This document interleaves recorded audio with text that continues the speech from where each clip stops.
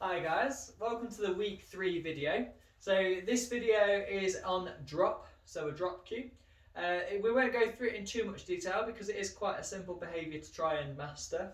And we're going to do it via a method that is used by Chirag Patel, who is quite a famous kind of UK trainer that deals with a lot of zoo animals, and he also deals with dogs and domestic animals as well. And basically the way we're going to do it is a bit of a no pressure approach. So the way we start it all off is by having a few treats in our hand, walking around, and then we're just going to say drop as we drop treats to the floor. So I've got a couple in my hand, walking off, drop, drop them to the floor, and then we walk off again, and do it again. Ready? Drop. And then we walk off again with a couple more treats in our hand. Ready? Drop. Drop it to the floor, and again. Drop. Perfect. So that's the method that we're going to be using. So literally 3 or 4 treats in your hand, walk around, say drop as you drop treats to the floor. Dogs eat the treats, you walk off, say drop again, drop treats to the floor, walk off, drop treats to the floor. So the whole idea is we saying drop as we drop treats to the floor, because when they're eating something, they can't physically carry something else in their mouth. So whatever they had, they're more than likely going to drop it straight away to eat the treats off the floor that you've dropped. And then when you walk off, you're not putting any pressure on that object. So instead of them grabbing a shoe or grabbing a slipper and then running off with it, we're telling them, we're kind of rewarding them and then walking away from that item rather than trying to take it off of them. So it doesn't create more value on that item. Because what happens is if you go and chase your dog around the garden with that item, they're more likely going to grab it again in the future because it's going to be a fun game. So what we want them to do is ideally come to us. We can do a bit of a drop cue and walk away from the item, drop again, and then take the item up. So we're not instantly going, oh quick, drop it down there, grab the item.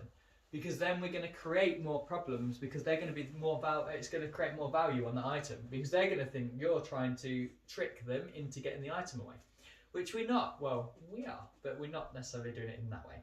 So we want to try and teach them that when we say drop, we're walking away as well. Drop, walk away. Drop, walk away. Drop, walk away. Once you've done a couple and they've dropped that item, you can then go back to it once they're out of the room. Once they've forgotten about it, you can pick it up and put it out of the way. You don't want them to be able to drop the item and then you reward them and they go straight back to it straight after. So we want to make sure that we're rewarding them away from it, and once they're away, prevent them from going back to it. So put it up out of the way, don't put it back in the same place. It's a preventative for when they actually have the item already. So looking back at the leave cue that we went through on the week 3 videos, you want to try and do this once they have the item you don't want them to get. So the leave cue is your preventative of this, of them grabbing the item in the first place.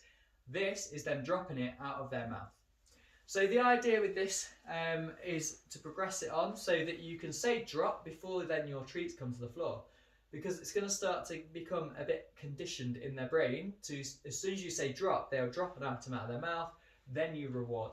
So that's what I want to try and progress it to. But for now, all it is literally walking around, saying drop, dropping treats to the floor, walking off. So if you want to practice that at home for a few times, I know it's something that we can't really progress very far at the minute, but we want to try and build it up to them having maybe a toy in their mouth, then maybe try it when they've got something they shouldn't have in their mouth. But don't do it too soon with something they shouldn't have, because if you drop treats to the floor and then they don't drop the item, it defeats the object. We want to try and make sure we build up the drop means instantly drop that thing that they've got. So practice at home with your dogs. We don't need to pause the video because that's all we're going to do on the drop today. Brilliant. Hopefully you have fun and let us know if you need any more support with it. Right, cheers. Bye. Drop.